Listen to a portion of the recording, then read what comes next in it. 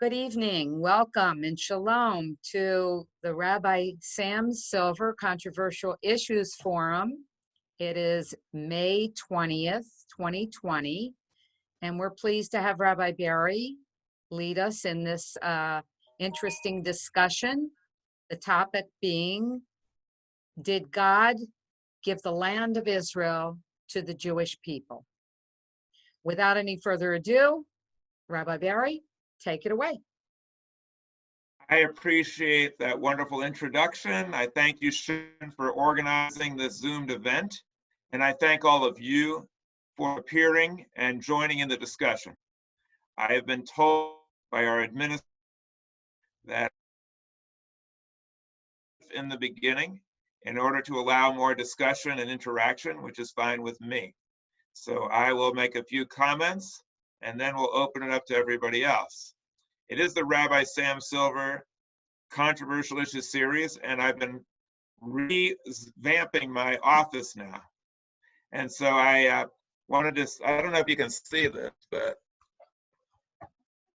up here, I have my kids.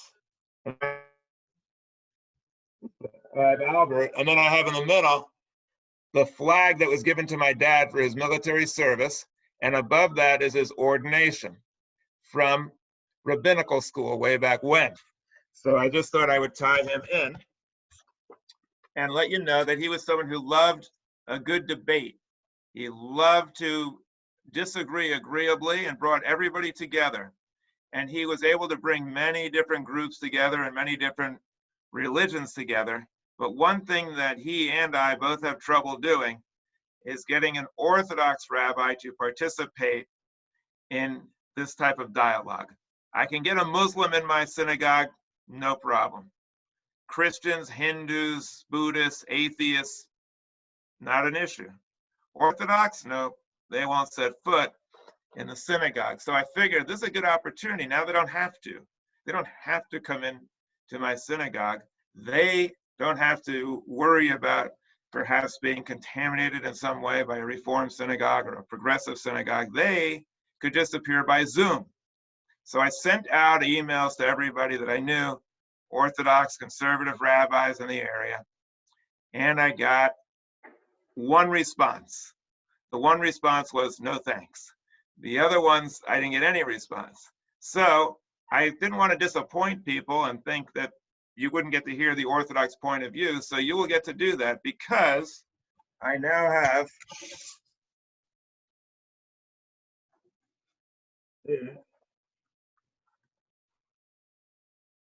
this is the Orthodox point of view. Shalom, Rabbi. Represented by the empty chair. Okay, so if you would like to ask a question of the Orthodox rabbi, I have some familiarity with their philosophy. You can ask the empty chair and I will provide the response. And then maybe next time we'll find somebody. So let's address the topic, did God give Israel to the Jews? Okay, this topic is very, very important because we all love Israel and we all want to see Israel remain strong and secure. And in order to do that, we have to fight off a vicious worldwide pandemic of anti-Semitism that's been going on for millennia. And we need to come with the best argument in our case. And as an attorney and a rabbi, I want to make the best case possible for Israel.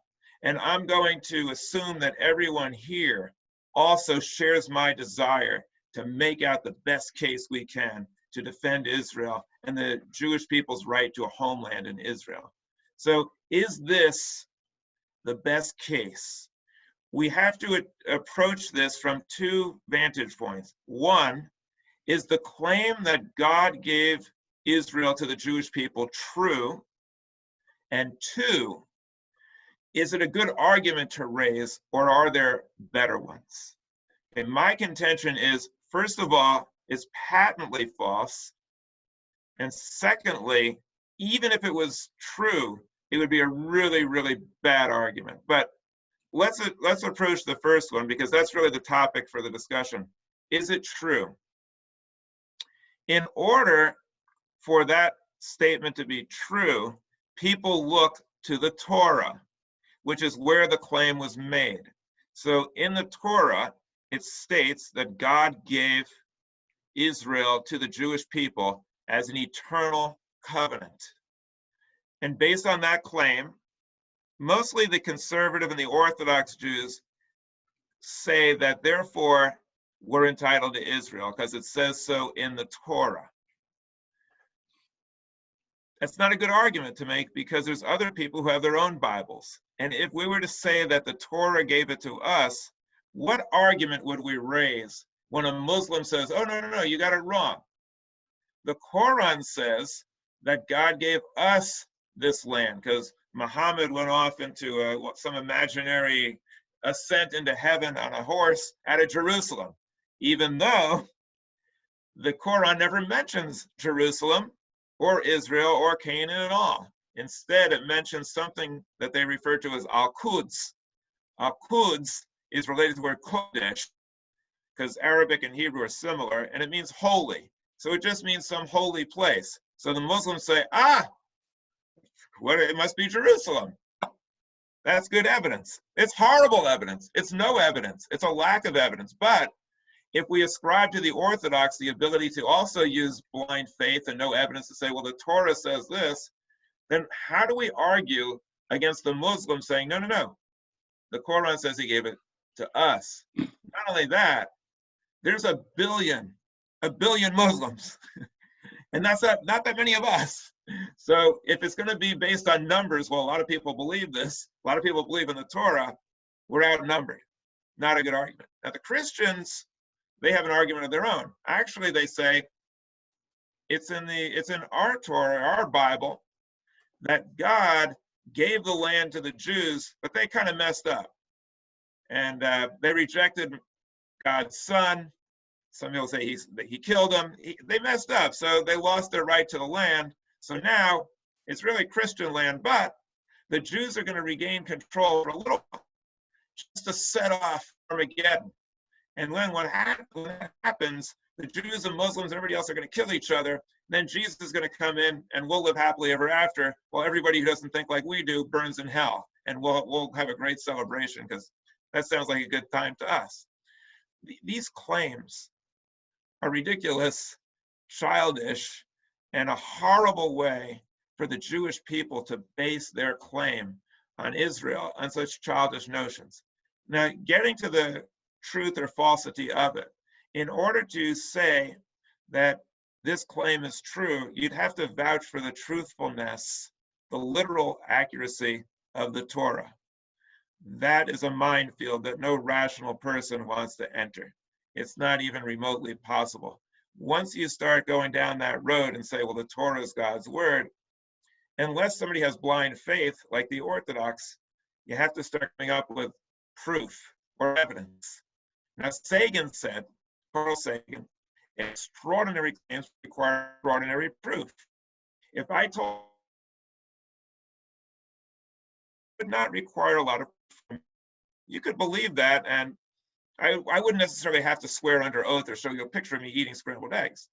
But if I were to say that, see this book here that I'm holding up, this was written by God, that's a little different. You might say, where's your evidence? So the evidence for the Torah that God wrote it is non-existent, and all the evidence goes against it. I'm going to wrap up soon because I told Sharon I would. But let me just say this. If the Torah is the result of a divine, intelligent, inerrant, all-knowing, all-good being, if he wrote that, as Christopher Hitchens used to say, I hope he was just having a bad day. Okay, because there's a lot of stuff in there that is rather unpleasant. He's executing people who pick up sticks on the Sabbath. He executes by stoning, a barbaric practice, a woman who's not a virgin on her wedding day.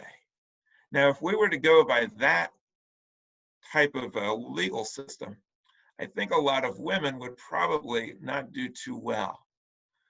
Also, it's blatantly sexist because the man doesn't have to be a virgin, but the woman does. It gives rise to the obvious conclusion that it was written by men. Who else would come up with something like that?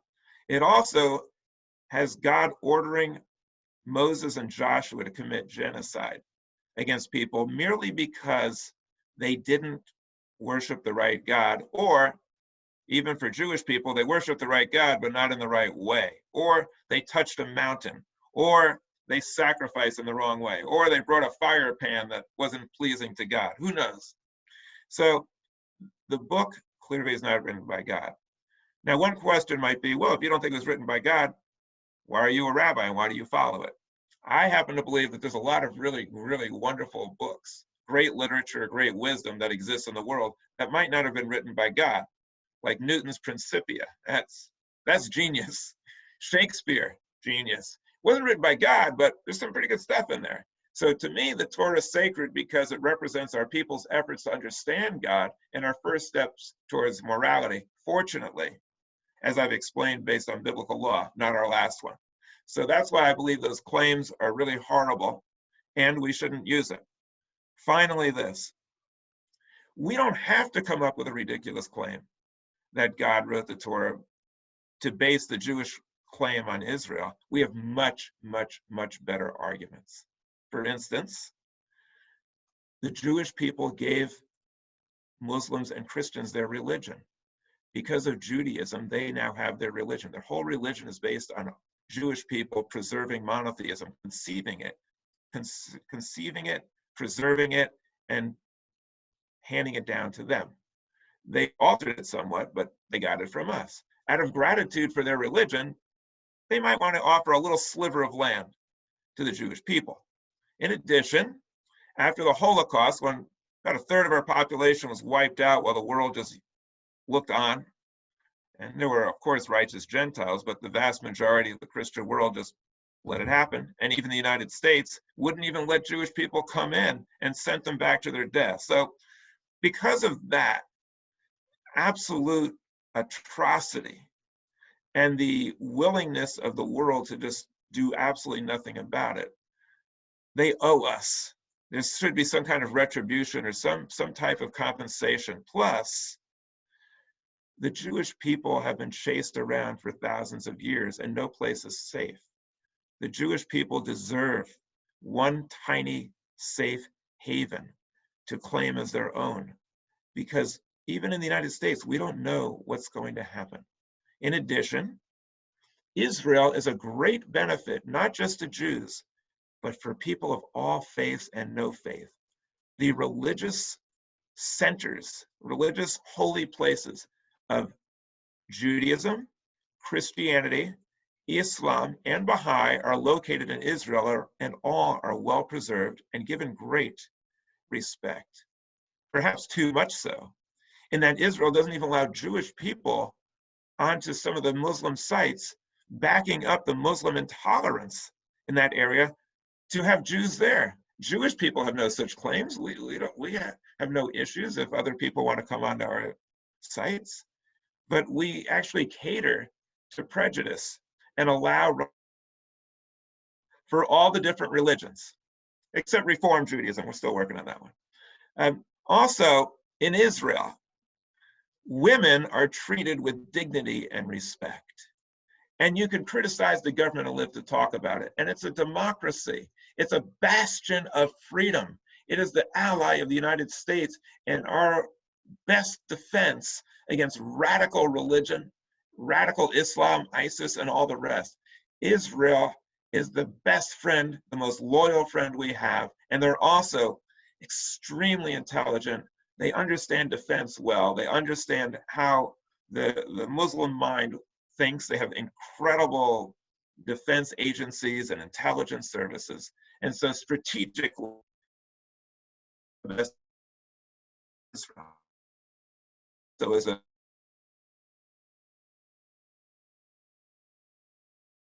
far above other places of similar size. I'd say any place of similar size. This technology is not just used to benefit Israel. It is used to benefit people all over the world in so many marvelous ways. So for many reasons, the Jewish people of Israel. And finally, the last one, historically, and the Jewish people, the city of Jerusalem, and the center of Judaism. We've longed for Yerushalayim for thousands of years.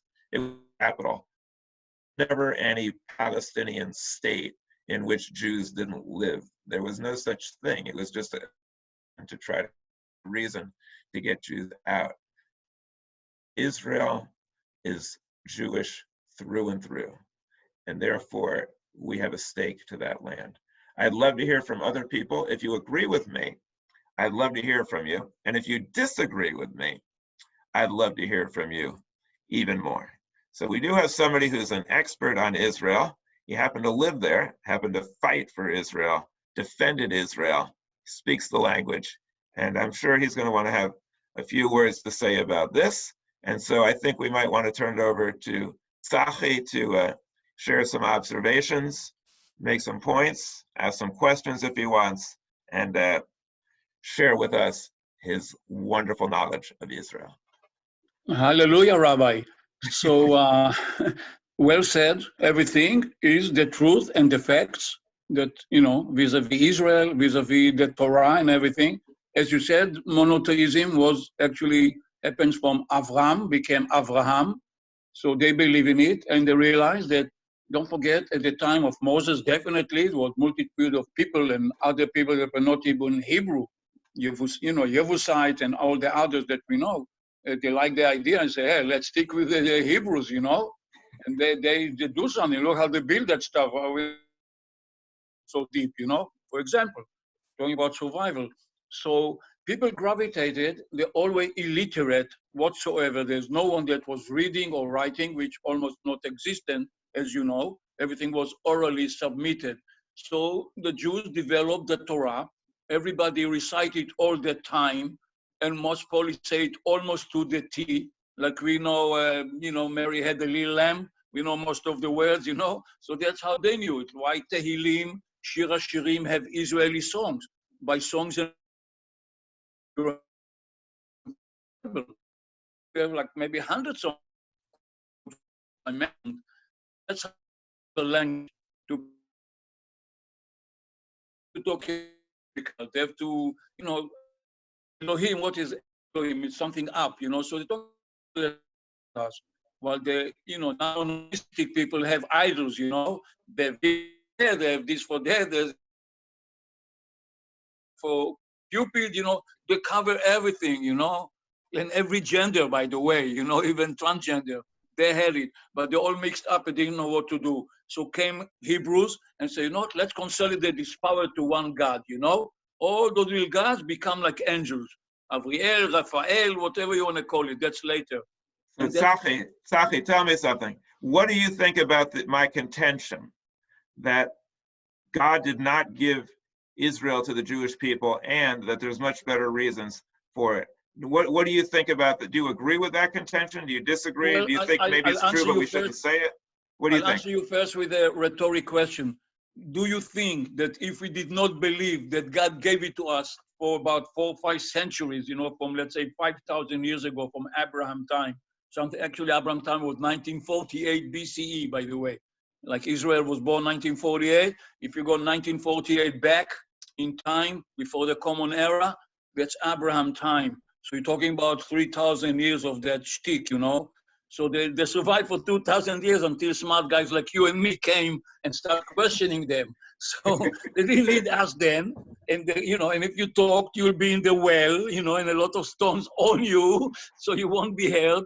So that's how it worked. So they have to, like other people gave drugs to the people, you say, hey, give drugs to the people, drug them, and they'll follow you, right? Make them crave something. It doesn't have to be literally drugs. So by ideology, we decide that that's how we're going to do it. So, of course, as you know, we're even reading the Torah, that not only one person even wrote it, so definitely it's not a word of, you have plurals, you have singulars, you have, sometimes God is a woman, sometimes God is a man. It's like a mishmash, as Jews are, mishmash. We are mishmash of everything. So in Israel and the world, only 20% really say, yeah, God wrote it. We believe only creationism. We don't believe in what the dinosaurs, what the Cro-Magnon guy, what is the Carmelite guy right there in Israel? People lived 10,000 years ago. They didn't look like us by evolution, but that's how it was at the time. So basically, people mostly going to be with you on your side. So, of course, an Orthodox rabbi, even if he knows, he has to abide, by what they do, right? Like you, Safi, like you're a Safi, lawyer, you have to hear stuff that you cannot repeat to others. So Safi, are you saying that in your opinion, Orthodox rabbis do not believe that God gave Israel to the Jews, but they're just telling no. people I that to said get they them have to no other follow what they're choice. saying? They have no other choice but believe, just the opposite. They have no So other you think choice. they do believe it? They believe They it. believe it. And then if they live on your side and everything, they still want to go with their own, with their own doctrine, because that's what they swore to. It's like you go to a law, you swore to do things, but you swore to do things that you don't have to declare because it's, private. Well, Tzachi, I'm gonna take issue with you.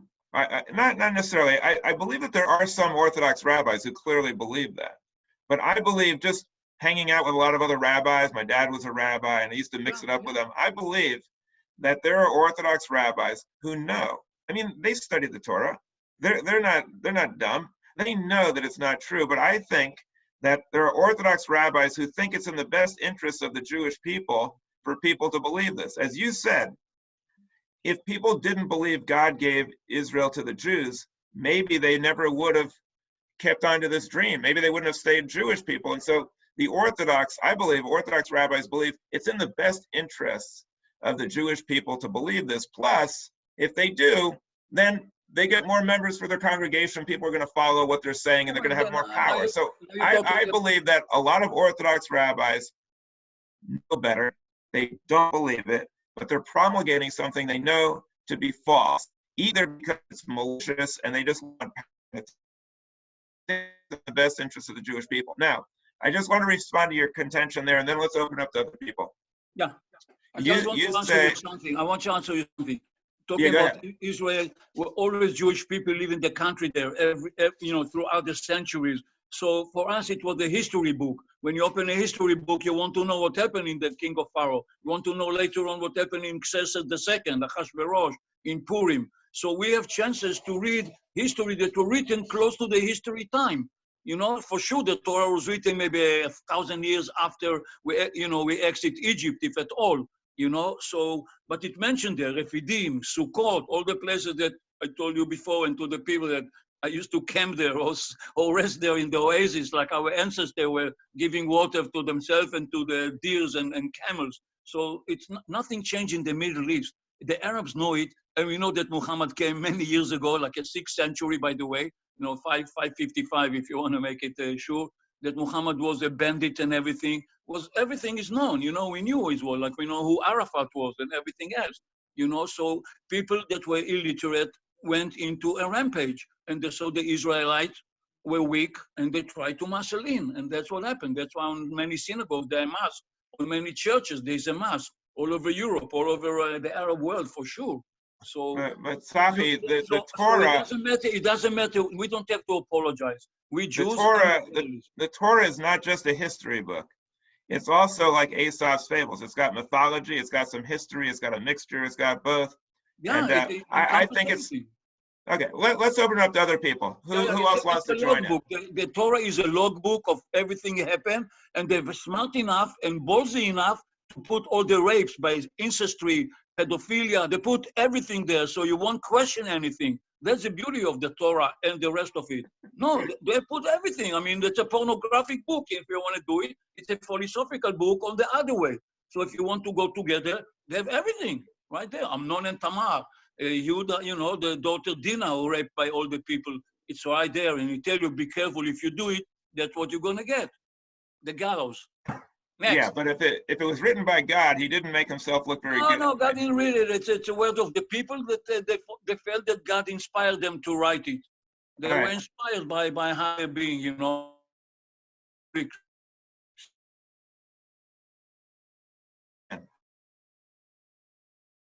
Okay. But you can bring another issue on that, you know? Do we want to open it up to Yes, open it up anybody? to other people. To Absolutely. people taking comments? You can either if you could, raise your hand. If you could click on the participants button on the bottom middle of the screen, you'll get a white column on the right. And on the bottom of that is a little blue hand that says raise hand. That way I can call on you. Anybody have any questions? Okay, Harris, hold on. Yeah, anything Okay. about Israel. Harris, you have to unmute yourself, please. Harris, you have to, okay, go ahead, Harris. I just want to say a couple of things. Without a peace agreement, I think in time there won't be an Israel. A peace agreement is very, very critical. Israel's talking about annexing the West Bank. I think that would be a big mistake. That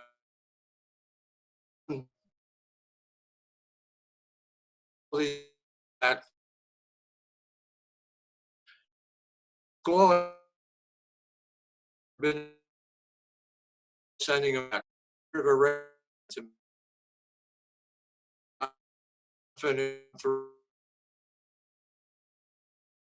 Here is a very, especially when the Arabs who surround them have so much military and weaponry. If they all ganged up on them, it would be over. So it's not a good idea to just rely on Israel keep winning and winning and winning. Plus, we're getting into a much more dangerous age. Pretty soon, anybody's going to be able to come up with a nuclear bomb and all types of chemical weapons. Israel needs peace. So I agree with what you're saying 100%, Harris. Here's the problem, though. If I'm Orthodox, and if I believe God gave Israel to the Jewish people, and I believe that it's in his hands and it's his plan, then why bother making peace? God's got it taken care of. What's the difference? It's all preordained. He's got it all figured out. He's watching over us. So who cares? You cede responsibility for anything when you just say, well, God gave it to us and it's up to him. It's very similar to what Elie Wiesel described during the Holocaust, when Jews were told by the rabbis, you don't need to fight back, you don't need to flee, no worries, just pray. All you got to do is pray, because God is more powerful than anybody. Just pray to God for deliverance and you're good. And we've seen the fallacy and the danger of believing that God is going to take care of everything. So what you're saying, Harris, is true for rational people, but for irrational people, they really don't think in those terms. Well, one more thing, the weapons are going to get more superior every year. Right, that's what I said. Right. Yes, that's a big point there. Sachi wants to say something. Yeah, good point, good point. And I agree with you about the kids that we're sending back. It's very small numbers of kids.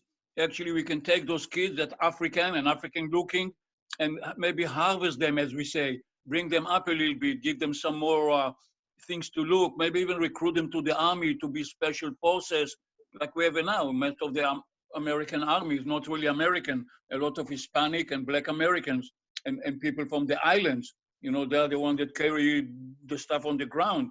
So we need it too, especially when you said that they're getting stronger and stronger and we're getting in a way weaker and weaker because of, you know, all the time fighting inside and everything. And you have to remember two things here, talking about, you know, what's going on. If you look into history, 72 years, King David, Solomon, King Saul and everything, then Israel split in Israel and Yehuda, right? Rehovam, Yerovam, the split of the children of Solomon, fighting each other, boom, who comes in? Babylonians, whomever, boom, exile. Go a few hundred years later, Israel finally good, the Maccabees, everybody prosperous. What happened? The Greek Orthodox come in, or Syrian Orthodox, they call Syrian Greeks, came in, you know, the Hanukkah story, boom, was 72 years. Also fighting, and fighting, like Rabbi Akiva and his people everywhere. And that's it. And now we another number 3, 72 years. Does it give you any hint? Would you bet against it or for it? We really in, you know, almost looking in a big slide that will be hard to come back. Will be most probably autonomous, like the Kurdistan. That's what it will happen. Tel Aviv and the middle of the area, and some of Haifa in the north. The rest will be, the Galilee will be Arab, the Negev definitely. You'll have to go guarded to Elat. Maybe they leave it for you. That's, we have to be sure that it won't happen, but it's very easy. There are millions and millions against us. And as the rabbi said, you know, they're going more and more crazy. But we have to remember something about the peace. Israel, like in the States, split almost 50-50. Among the 50 right wings that like to keep everything, left wing, the Orthodox are only 25% or less. That's all. So it's really the rest are traditional Israelis, a lot of them Sephardic that feel closer to the thing and maybe hate the Arabs more. They want to keep everything. But the rest of the country, half of it, want peace, want to give peace a chance, even if it will be 2 states to 2 people, which I don't know if they're going to stick it, you know, if you know the map, you know, like New Jersey. What are you going to speak something between New Jersey and New York? Think of that. You know, get another state, or between the other side, Pennsylvania, whatever the borders are. So that's what it is. The Torah and everything, it's fanatic. They make a lot of noise, but I think that it will prevail. I think we'll have to give up some things. Not a good idea strategically as a military officer, I can tell you that. You know, I've been in 5 wars, you know, how many more? You know, we don't want my nieces and nephews and their children fighting now. You know, we did it already, up to Lebanon. We have to remember also is that Israel is not just a state with Jews in it. It's a Jewish state, and it has to live up to Jewish ideals. So what you're saying, Harris, is very important. We have to treat people with respect and kindness and compassion according to Jewish ideals. In addition, I just wanted to indicate that if you take the Orthodox,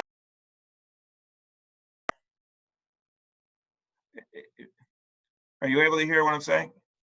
Repeat, to take it the Orthodox. Yeah, if you take the Orthodox perspective and you say that God gave us this land according to the Torah, then you're going to look at the boundaries that the Torah gave and say that the Jews are entitled to a very large area. And therefore, if a Jewish person like Yitzhak Rabin, a military war hero, a great leader, if he were to say, I think we should trade a little bit of land to have peace, if you think God gave you that land, then you're going to say this person is violating God's law. God's in control, and he's now giving up part of the land that God gave us. Therefore, he's the enemy. You might even put a poster of Rabin dressed up in Nazi garb. You might even use that at a demonstration and a rally. And you might even have an area filled with right-wing conservatives who will look at that picture and think there's nothing wrong with it. You might even have a guy who says that he's going to kill Yitzhak Rabin, go to a rabbinical court of 3 rabbis, 3 Orthodox rabbis, and they all might give him their blessing to say, go ahead and kill him because he's a traitor. And that's exactly what happened. This claim that God gave us the land is an exceptionally dangerous claim, and it creates fanaticism. And that's why I think we need to oppose that point of view at all costs. Who else?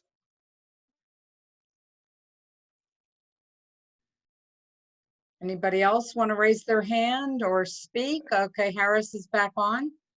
Okay. Yeah, I just want to say we're fortunate that Iran is fighting a war with Saudi Arabia, and it's sort of taking the edge off of Israel there. And Saudi Arabia said that they would make peace with Israel if Israel made peace with the Palestinians. So that is true. I see Mishka and I think Sydney. I think they both wanted to get in there. Is that right? Okay, so hold on. Sydney first, or? Whatever you like. You're the boss. Okay, I'll do Valerie. Go ahead, Valerie and Mishka. Okay. Thus far, we've been talking about Speak up. giving the land. But I'm wondering, many, many years ago, instead of teaching law courses as I do now, I used to teach ancient and medieval history. And there was a sort of a stream of knowledge that basically groups of people uh, practicing, let's say, Jewish faith, decided that sooner or later, I guess it was the British that were occupying it, would be leaving. And so a group of people decided that they better prepare for that. So instead of some deity or some other way, the land being given to the Jews, there was a process where these groups of people decided they wanted their own country, and they prepared for the people that were occupying it before they left. And basically, this is where Harry Truman eventually came in, I suppose, because they realized that in international law, if one country recognizes your right to exist, which Truman did, then it became Israel. Just a question. What was your Uh, question? Yeah, well, let me respond to what Mishka is saying. So, He's exactly right that in the beginning of the history of Israel, the Orthodox rejected a Jewish state. They said, you're pushing God's plan. There's a plan that God has. The Messiah comes, and then the Jewish state is founded. You can't take matters into your own hands, even though the Holocaust happened, and even though you need a state, too bad. You got to wait for God to do it. He'll do it in his good time. And so they rejected the state of Israel, and they did not support it. They were not Zionists. What happened was secular Jews, mostly Jews who didn't believe in God, like you say, Mishka, Jews who said, we're going to take matters into our own hands, idealistic Jews, Jews who were very much Jewish, but they were secular or progressive type thinkers. They made it happen through an incredible courage, etc. And then what happened is after Israel was established, then the Orthodox said, oh, look at this. We got a Jewish state. It's now ours. We're going to make it Orthodox. Even though we rejected it, it's now going to become Orthodox. And so what you're saying is correct.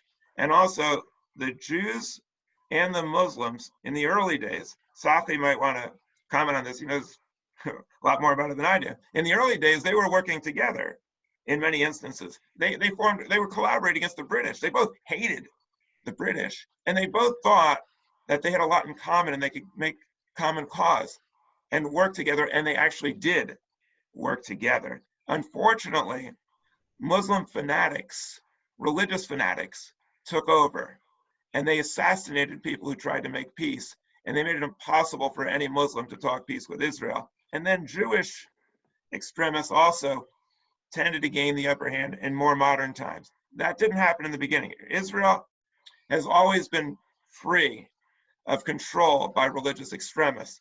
Influenced to some extent, yes, because they need to build a coalition. But the majority and the government of Israel has never been some kind of radical extremist group. They've always been moderate. But the Muslims, unfortunately, have not had the same type of moderation.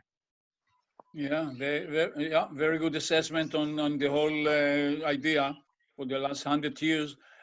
As most of you know, my family came to Israel in 1904. But that's many years ago. Was Israel under the Ottoman Empire, the Turkish ruling there. They have the Pasha there, and all the other type of guys with red hats and all kind of crazy, smoking apparatus.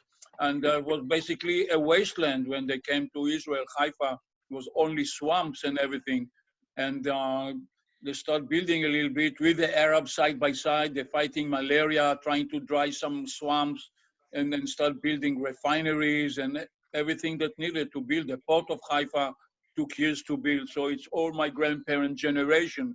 Really, initially, like you said, they're rabbis, they're scholars, they're living in Odessa, they're living in Minsk, they're living in the, they're up there educated and doing well in all those places. until the Goyim, decided to get rid of us. So, you have a lot of Cossacks, and like you said, bad guys, radicals. They don't have to be Palestinian or Muslim. They were most probably Greek, Russian Orthodox or Pravoslavis, whatever the affiliation there. And that's it. That's how my parents rolled over and came to nothing. So they work with together. My mom was born in Jerusalem in 22, and she was talking, then they moved to Haifa for the work and everything. And then we live downtown, actually. Now it's, of course, called Moshava Germany, German colony. It's like a touristic one. It was built by the Templars and beyond. So it's like almost 200 years old, incredible houses. We had a beautiful one as well, 2 stories. So basically, my mom was talking Arabic, Israeli Arab, with all the neighbors. And, my father affiliated with some Arab villages, always go there and buy some fresh chickens and eggs, and then they help each other. Just like you said, just the radical that did it. We almost have peace with the Arabs, with King Saud, was a grandfather of Hussein and on King Fahd, and that's what happened. They assassinated him because he dared to talk in about Israel and Jerusalem. He understood how holy it is to the Israelis, to the Jewish people, and they assassinated him. The same thing they did to Sadat. It's really tragic. So that's a problem, and Rabin too. It's a problem too. You're right. It could be a conspiracy, but somebody shot him, so it's bad enough. Whomever pushed the trigger, it's not really important today, But I want to make this point. I Huh? want to make this point that Sachi is making.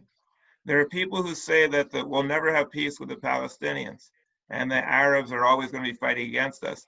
They don't know history. It is not true. There was peace. It's the religious ideology that infiltrates and makes peace impossible, because one's saying God gave us the land and the other saying God gave it to us. That's why I'm saying that we need to back off of this claim that God gave us the land, because by doing that, we're actually supporting Muslim fundamentalism, because we're supporting their same type of thinking. When they say, no, God gave us the land, we're thinking the same way. It's just a different book.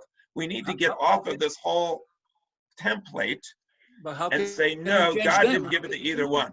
But I'd like to hear from Sid. I thought who gave us the land, it might have been based on some claims about God giving it, but it was a legal document that established the state of Israel. That's how the Jews got a state of Israel, through a legal process, not through God, but enough people believed the Jews should have a homeland. And they did it on a religious basis. And that's why, like you said, it's a Jewish state, even though only about 15–20% of the population is a practicing Orthodox Judaism. Which is a problem for the country, that it is a Jewish state. My understanding is that the vast majority of the Jews in Israel are not very religious. They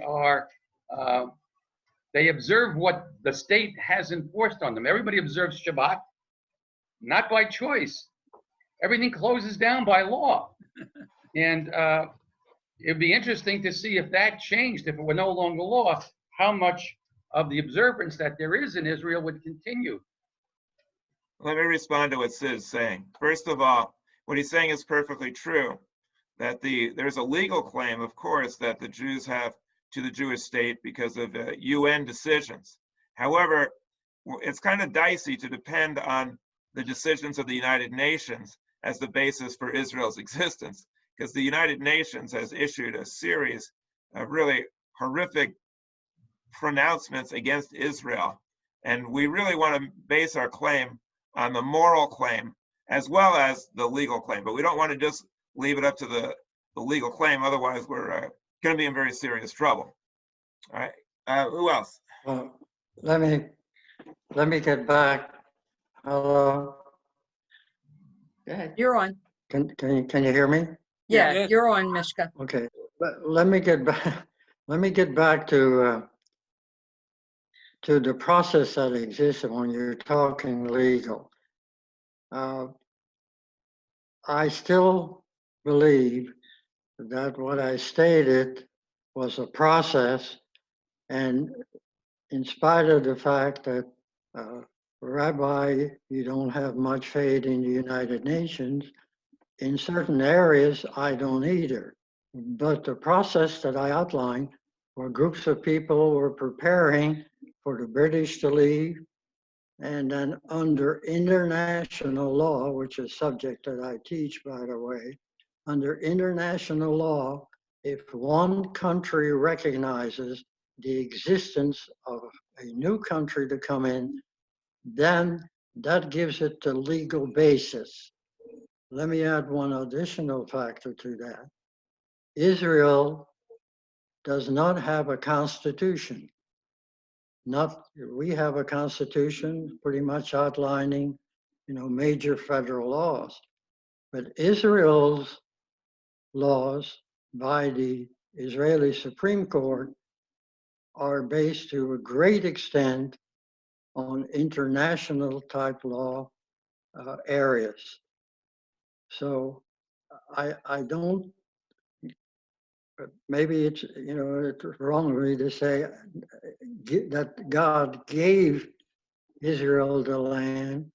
I think there was a process of people, and maybe those people were religiously motivated to find a place where they could practice their religion. I would agree to that. Thank you. I don't think that the people who decided that there should be a Jewish state were motivated by religious reasons at all. It was determined by the United Nations. And the reason is, I believe, because the world looked in horror at what happened in the Holocaust. And for a little brief instance, they had a little bit of guilt or remorse about what happened. Also, there were deals made. The British, who controlled the area, made deals with the Arabs, with the Jews, and the Jewish diplomats were very sophisticated and worked their magic. And then Israel fought to establish the land. What you're saying, Mishka, is exactly right. It was done legally through a legal process. But my contention is that we need to base the right or the claim of the Jewish people to a Jewish state on more than just what the United Nations decided. There's many, many reasons, which I went into before, morally and theologically, of why the Jews are entitled to Israel. If you only base it on the United Nations, just like they created Israel, they could easily say, well, we changed our mind. Now we're going to decide there is no Israel. That's a very precarious basis for Israel. We don't want to rely strictly on the United Nations. There are moral, compelling reasons for the state of Israel that we should rely upon, in addition to the legal claim. Okay. Anybody else? With all due respect, Rabbi, I didn't just say it's based on the United Nations decision only. I thought I said, and maybe I didn't say it correctly, that once this legal process was in place, then the people who now had a country and a belief, and then I would agree, Rabbi, that is more than just a decision. There has to then be, I suppose, the moral areas or some of the matters that you were stating. Thank you. Rabbi? Sid has a question. Okay, Sid, give me a second, okay? Okay, go Yes, I Sid. was going to say, I think that the moral issues that you raised were issues that American Jews could relate to.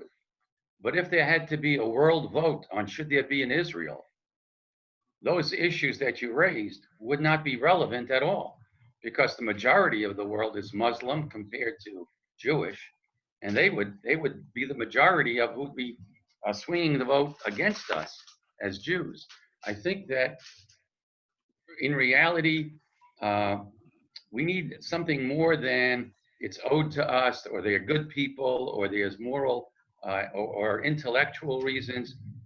I think it's the intellectual superiority that Israel has shown that may be part of the reason for the anti-Semitism we have.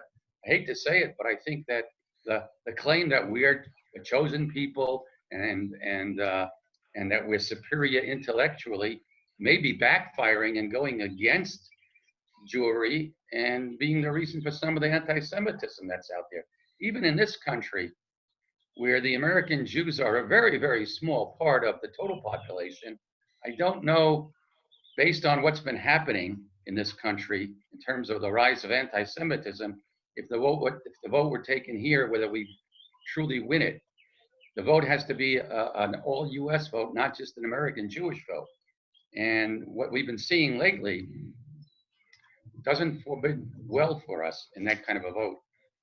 The reason why Israel exists is because Israel was strong enough to beat back people that did not recognize international law. When international law created Israel and said, okay, there's a Jewish state, the surrounding Arab countries said, yeah, we don't care what international law says, we're going in. And they attacked repeatedly, and they still don't recognize Israel's right. The only reason why Israel exists is not because of legal documents or legal process. That has something to do with it. That's part of it. The reason why Israel exists is because of people like Sachi who fought to defend Israel. That's why. And the world community hasn't recognized it yet. And I maintain that we have not done a good job convincing the world community about Israel's right to exist. Now, I agree with you, Sid. If you were to take a vote today, many, many Muslim nations and people would say, we don't agree. We don't think that those moral issues, they don't convince us. And what I'm saying is that we're doing a crummy job. We need to do more in our interfaith discussions than just have pleasant conversations about how we all believe in the same God. Jewish people have to be tough and strong, and in their interfaith dialogues, tell the Muslim people, if they ever engage in such dialogues, you owe the Jewish people a homeland. You got 40 states, we don't have any. And you got to tell your compatriots to stop attacking Israel and to recognize the fact that we have a right to exist. Now, I do interfaith dialogues all the time. When you see rabbis who are trying to discuss things with Muslims, they don't talk that way. They don't lay it down on the line. They're not tough in their argumentation because they don't want to offend anybody. I couldn't care less about who might be offended. I don't particularly care. It's time for Jewish people to speak up and to state our case, and also to be respectful of other people, but at least to state our case of why we have a right to a Jewish state. I think it's time we do that with Muslims and with Christians. May I say something? Sure. Okay, so yeah, basically you're absolutely right. As we said before, there's no one to talk to. They're very, very radical. Whoever gonna be against them from their own people will be executed or disappeared. It's happened everywhere. The voting will be, of course, nay to Israel, with a lot of surprising European countries, and some of them will abstain, which doesn't help us in the count. So I don't think it will happen. But Israel is being respected by all the nations, including the enemies. And also, knowledge is power, as we said, like our numbers are very small. So for us, knowledge is power. Everybody today knows that anytime they look at a phone or inside their car, there's something that Israel designed and sold, from Mobileye to Pentiums to everything. So this is very good, and more and more people become more savvy in tech, and they respect Israel. Politics aside, they know that Israel, what I used to call the Samson theory, we're going to take the whole world with us down. If Israel fall, we at least big part of the Middle East and all the Arab, they're all going to go down with us. You know, unfortunately, Armageddon came from Megiddo, which is in the center of Israel, right? Everybody knows this Emek Israel, and that's what it is. Armageddon, armies in Megiddo. That's where the clash will come together. That's where all the armies will be in this huge, huge, hundreds and hundreds of acres, you know, like Perry Lyndon. So you're right. Israel is not going, and they know that Israel going to punish everyone that will do it. We did it to Iran now. We disabled their ports. We can disable their airport. We'll tell them, guys, don't mess around with us. Maybe you have more guns and more missiles, but we know the know-how. Your missiles going to fall back on you. The minute they leave their stand, they're going to come back, because we already control it. So just respect us, live and let live. That's the only problem that people said there'll never be peace in the Middle East. Let's get Ron in. Ron has a question or a comment. Yes. Wait a minute, I'm sorry. Ron Yep, Chazen got has a him, comment. got him. Okay, go ahead, Ron. Yeah. Okay. What I wanted to say is that I feel that a lot of the dissension amongst the nations of the world and their problem with Israel is the lack of respect within Israel. When you have I believe when you have a community of the Orthodox that are so fanatical as they are, at least, I see them that way, where, they are, and you even see it amongst the political parties in Israel. There doesn't seem to be any coercion there. There doesn't appear to be enough respect so that they can get together and be unified so that they are respected by the rest of the world. And this is what I think is missing. And until that happens, they're going to be looked at as being targets where other nations are going to want to just take shots at them, particularly the Arab nations. Well, let me respond to Ron in this way. He was saying something somewhat derogatory about the Orthodox, which they really should have a chance to respond. So I'm going to turn it over here. The Orthodox have a chance to respond. You see, what you have to realize, Ron, is that it's all in the hands of Hashem. Hashem is taking care of everything. So you don't have to worry about Jewish survival. He's got a plan. It's all good. And whatever happens, Gam ze l'tova, this too is for the good. Because we look at things through human eyes, not through God's eyes. Do you realize that when the temple was destroyed in Jerusalem and Rabbi Akiva was walking by and saw the ruins, he was laughing. He thought it was hilarious. And they asked him, "Why are you laughing?" He says, Gam ze l'tova. It looks bad to us. It's all good. And so he backed Bar Kokhba, who revolted against Rome in 135 CE. And they were doing well for a while until Rome massed its forces and destroyed the Jewish people and sent us into 2,000 years of exile. That sounds pretty bad, right? No, you don't understand. You're not seeing through the eyes of Hashem. Gam ze l'tova. That was good, because when we went into exile, we were able to spread monotheism to all the other places where we went. And we were able to spread knowledge of God to all the nations, just like the prophets predicted. Gam ze l'tova. Now, now I'm going to go back to me now. I'm no longer speaking for the Orthodox. This idea of Gam ze l'tova, it is a hideous idea. It makes you think that whatever happens is okay, so we don't have to worry. We don't have to try to protect Israel or fight for Israel or use our reason or use our logic. It doesn't even matter. Whatever happens is all good, all part of the plan. Don't worry about it. And this, my friends, maybe this is a good place to end it.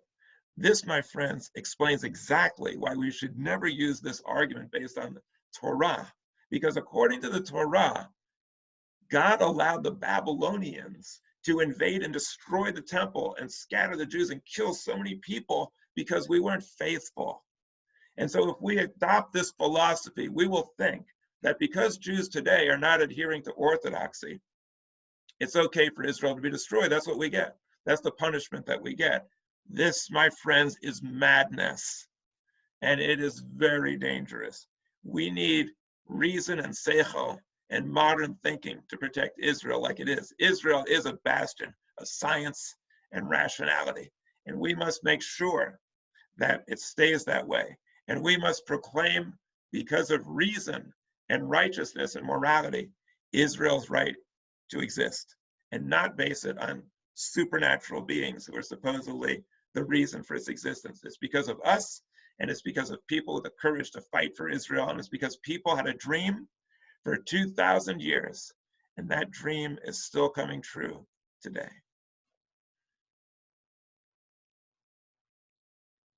Just wanted to say thank you all for coming tonight. We appreciate you. We give you a big hug virtually. We throw kisses virtually. We invite you to join us in our recorded Shabbat anytime on Friday. Once the voice comes out, it'll be on our website. And at 8:30 p.m. on Friday night, we have our Oneg Shabbat Zoom and Schmooze, where we can talk to each other like we did now and not debate, share some simchas, share some other news, whatever we have, and just be together face to face, but not body to body like we're not supposed to be. So be safe, be healthy, fill your days with love and good health. And from Va-Dor Va-Dor with love, we say goodbye. Thank you, Sharon, and thank you, Tzachi, for adding so much to this discussion. Thank you, everybody, for being here. See you Friday. Thank you.